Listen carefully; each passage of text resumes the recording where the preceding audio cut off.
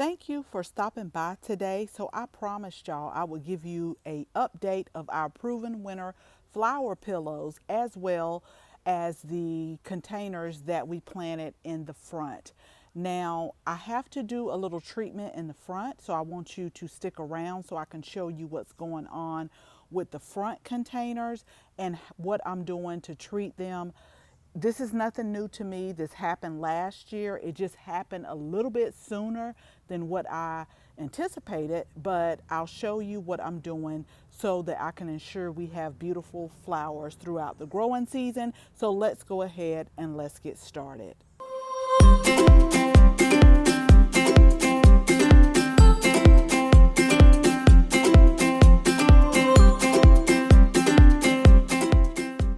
So I told you when we planted these flower pillows, they were seriously small. And I know a lot of people may get them in the mail and say, what is really going on? But this is a 30-day update. And can you just see the growth? And what I'll do is I'll flash the flower pillow that we first started in these containers and let you see the growth now. So in here we have the calibrachoas and the petunias. Now what I will say is at certain times or certain days, it seems like one plant is trying to outcompete the other. Like this container, it seems like the calibrachoa, the lemon slice calibrachoa is definitely trying to make a comeback. And then we have our petunias here as well. But look how they're filling up the containers right here. And so what I'm going to do now, or the reason why I am sharing this with you, is because I told you we have these self-watering containers. I have not watered these since I planted them, as far as like watering them, but what I have done is I have fed them once, and so today I'm going to feed them again because it's getting hot and then we've had a lot of rain, and so I want to get the nutrients back into these pots so that they can continue to bloom and flourish very beautifully. So this is the first pot right here. So like I said, I'm getting ready to feed them again, and so this is what I use to feed them. Now when we first planted them, we used the slow release fertilizer by Proven Winners, but we also use this water soluble plant food, and this will be my second time using it. Now it does say to feed every third feeding, but since we have these self-watering pots, I try to at least feed them every 2 weeks. So this is the second pot over here, and it seems like the petunias, the royal velvet, and I can't remember what the red one is, y'all, but it seems like they're trying to compete. And then you have, you know, like your lemon slice here a little bit sparingly, but like last week, the lemon slice was really prevalent in this container right here. And then if I check right here, we still have the container still full. So that's why I love these containers, is because they're self-watering. And so all I really do is just come out, make sure that I see the raindrops here. Normally, once it gets down to the second raindrop, I'll go ahead and fill it back up. But I don't have to worry about watering it, because what these containers are doing is it's watering it from the bottom. But I do have to keep a check on the raindrops. But then I also like to come out here and give it that water soluble plant food. So look at the growth that we have had just a little over 30 days with these flower pillows. And like I said, if you can remember, and I'll flash the picture of what they started out with, this is why I love the flower pillows. Like, you have to get past what you see when you first get them in the mail, because this will just grow and flourish. And normally around July, and I'll make sure I come back and do another update, is when I have to trim them back so that they don't get really leggy and straggly and can continue to bloom. So let's go in the front, because we have a little slight issue going on, but I'm going to keep on working on these until we get them to flourishing and healthy.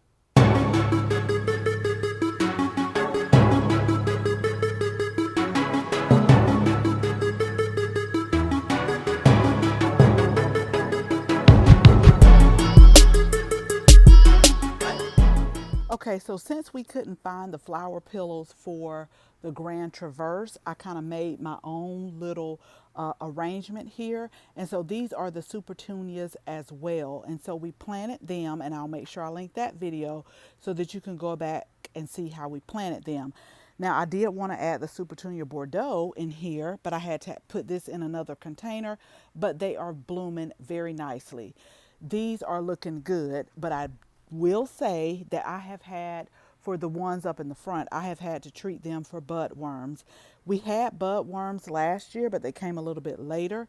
These are not as bad, but let me show you the container that is really suffering from them. And I've been working with them and trying to get them to come back and to start flourishing.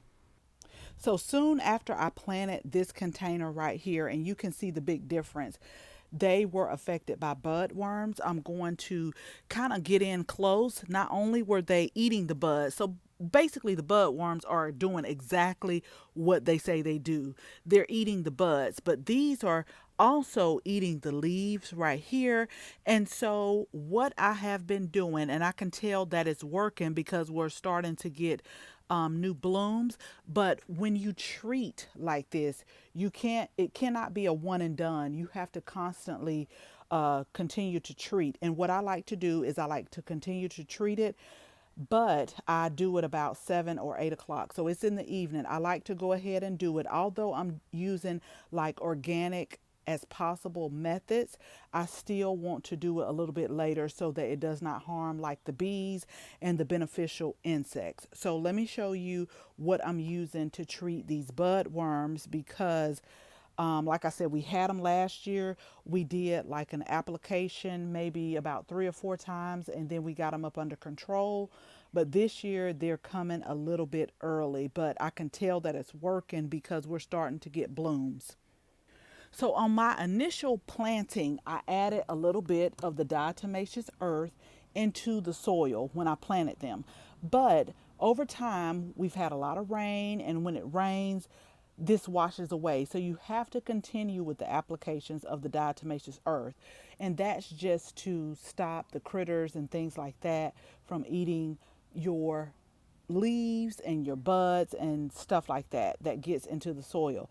But what I do for bud worms is I mix according to the instructions the BT worm and caterpillar killer. This is good for bud worms, but like I said, you just can't apply it once and think you're going to be done because that's not the case.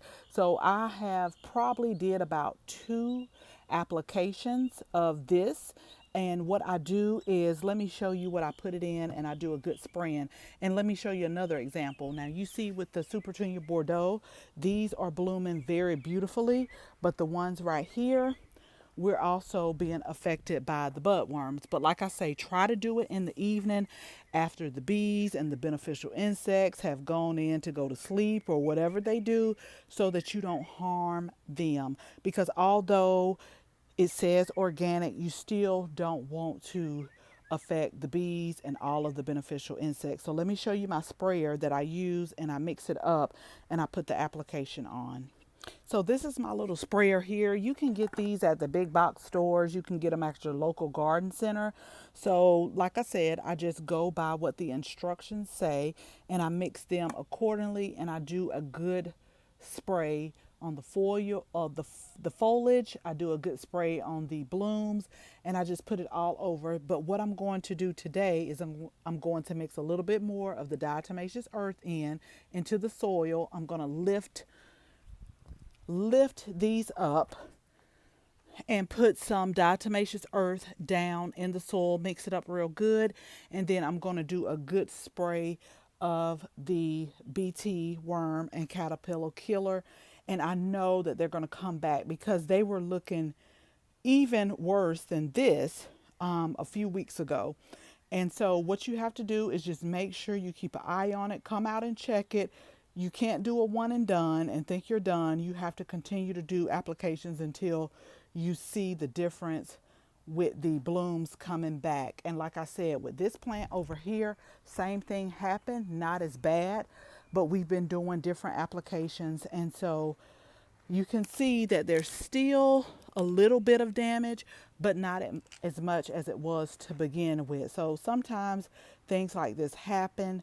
And so you just have to go ahead and treat it when you see it. So as always, thank you all so much for watching this video. And I hope you share this video with your family and your friends. And if you're not a subscriber, we will absolutely love to have you as one. So make sure you tap the bell and select all from the drop down so that you can receive notification each and every time we upload a new video. Again, thank you all so much for watching, and until the next video, bye bye.